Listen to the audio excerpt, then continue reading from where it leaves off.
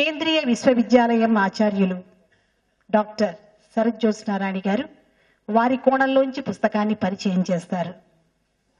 ఈనాటి కార్యక్రమానికి విచ్చేసినటువంటి పెద్దలకి, సభాధ్యక్షులు మాన్యశ్రీ గొల్లపూడి మారుతిరావు గారికి, ప్రముఖ సినీ నటులు, మంచి కథా రచయిత, మంచి వక్త వారికి, అదేవిధంగా ఇప్పటి వరకు ఈ పుస్తకం మీద పరిచయం చేసినటువంటి మాన్యశ్రీ జీడిగుంట రామచంద్రమూర్తి గారికి, సభలో పాల్గొని వెళ్ళిపోయినటువంటి పెద్దలందరికీ, సభలో ఉన్నటువంటి సాహితీవేత్తలకు, పత్రికాధిపతులకు, ముఖ్యంగా మన కథలు రాసినటువంటి రచయిత్రి డాక్టర్ చంద్రజ గారికి నమస్కరిస్తూ ప్రారంభిస్తున్నాను.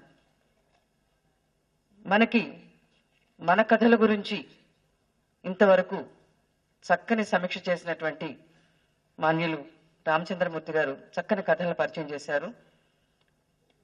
మన కథలు అనేటువంటి ఎందుకు వచ్చాయి, ఆ టైటిల్ ఎందుకు పెట్టారు అనే అంశం మీద కూడా ముఖ్య అతిథిగా విచ్చేసినటువంటి జ్ఞానపీఠ అవార్డు గ్రహీత ఆచార్య సి నారాయణ రెడ్డి గారు మాట్లాడడం కూడా జరిగింది.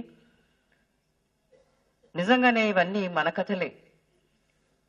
1910 నుంచి తీసుకుంటే గురజాడ రాసినటువంటి దిద్దుబాటు నుంచి ఈ రోజు వరకు మనం సాహిత్యాన్ని ఒక్కసారి, సాహిత్యంలో వచ్చినటువంటి కథల గురించి మనం ఒకసారి పరిశీలిస్తే వేల కథలు వచ్చాయి. ఎంతో మంది రచయితలు కూడా చక్కని చిక్కని కథలను మనకు అందించారు. ఆ కథలన్నీ కూడా సమాజ శ్రేయస్సు కోసం, ఒక నూతన చైతన్యం కోసం రాసినవే.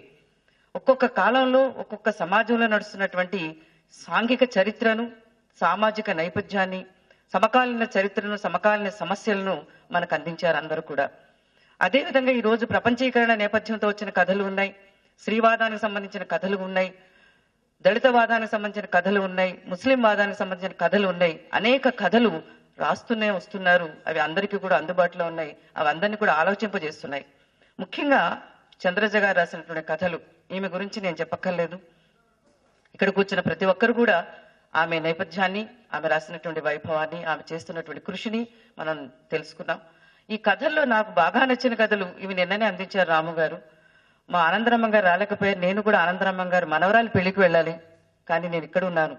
ఎందుకంటే మా మేడం గైడ్, ఆమె నాకు తల్లి, మాతృమూర్తి, నన్ను అంతగా ప్రేమించిన ఆమె.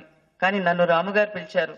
నాకు సాహిత్యం పట్ల ప్రేమ ఉంది, ఆయన కూడా నాకు సోదరులు కాబట్టి వారి మాటలు నేను తీసివేయలేక ఇక్కడికి వచ్చాను. కానీ మంచి కథలు చదివాం. ఈరోజు రచయితలు చాలా మంది కథలు రాస్తున్నారు, అందరూ బాగానే రాస్తున్నారు. కానీ ఇందాకే జమున గారు అన్నట్లుగా ఎంత చక్కని కథలు రాసినా, ఎంత ప్రతిభా వ్యుత్పత్తులను చూపించినప్పుడు కూడా సాహిత్య లోకంలో స్త్రీలకి సరైనటువంటి గుర్తింపు రావట్లేదు. పుస్తకావిష్కరణలు జరుగుతాయి, అన్నీ జరుగుతాయి, కానీ ప్రభుత్వం స్త్రీల పట్ల కొంత ఇది చేస్తుందేమో అనుకుంటున్నాను. చాలా సంవత్సరాలు చూస్తున్నాను, ఏదో సినీ నటులకు కొందరికే ఇస్తారు. ఇప్పుడు మా గొల్లపూడి మారుతిరావు గారు కూడా పద్మశ్రీ రావాల్సిన లిస్టులో ఉన్నారు. ఆయన మహానుభావుడు. నిజం చెప్పాలంటే జీడిగుంట్ల రామచంద్రమూర్తి తక్కువడని కాదు, అందరూ మహానుభావులే. కానీ ప్రభుత్వం సరైనటువంటి పరిస్థితులను గమనిస్తుందో లేదో నాకైతే అర్థం కావట్లేదు. 60 ఏళ్ళు దాటినప్పుడు, 70 ఏళ్ళు మనిషి బ్రతికుండగా, ఒక కథకుడు బ్రతికుండగా అతని కథలు గుర్తింపు పొందినప్పుడు వారికి ఒక సంతోషాన్ని కలిగిస్తే ఆ కథకుడు చాలా ఆనందంగా జీవిస్తూ ఆయన మరణిస్తాడని నేను అనుకుంటాను. ఎందుకంటే ఆయన అన్నారు, ఇప్పుడు పాట చాలా గొప్పది. నిజంగానే పాట చాలా అద్భుతమైంది. నేను కూడా పాటనే అంగీకరిస్తాను. ఇక్కడ ఈమె రాసిన కథలు ఉదాత్తమైన కథలు. అంటే ఏమిటి? సమకాలీన సమస్యలు. ఈ రోజు నిన్ననే మొన్ననో టీవీలో చూస్తే 50 మంది బాల కార్మికులను తీసుకొచ్చి విడుదల చేశాం పోలీస్ స్టేషన్లను, పోలీసులు పట్టుకొచ్చారు, బయటకు తీసుకొచ్చారు అనేటువంటి వార్తలు మనం రోజు చూస్తున్నాం. ఎక్కడి నుంచి పుట్టుకొస్తున్నారు ఈ బాల కార్మికులు? ఏ రాష్ట్రమైనా బాగుపడాలంటే పిల్లల యొక్క అభివృద్ధి కావాలి. పేదవాళ్ళు కావచ్చు, మధ్యతరగతి వర్గాలు కావచ్చు, ఆ పిల్లల్ని చదివించేటువంటి శక్తి మనకు ఉండాలి. చదువుకోవాలన్న ఆసక్తి కనిపించేటువంటి ఇక్కడ విద్యార్థి, తల్లిదండ్రుల పేదరికం, తండ్రి రెండో పెళ్లి చేసుకోవడం, ఆమె సరిగ్గా చూడకపోవడం, చిన్న కిల్లీకోట్లో పని చేయించడం, వాడు పొద్దున్న 5 గంటలకు వచ్చి గిన్నెలు కడిగి మళ్ళీ సాయంకాలం 9 వరకు పనిచేయడం, వాడిని చావబాదడం, ఇవన్నీ కూడా నిజం కళ్ళ ముందు కట్టినట్టుగా ఆమె రాశారు. నిజంగా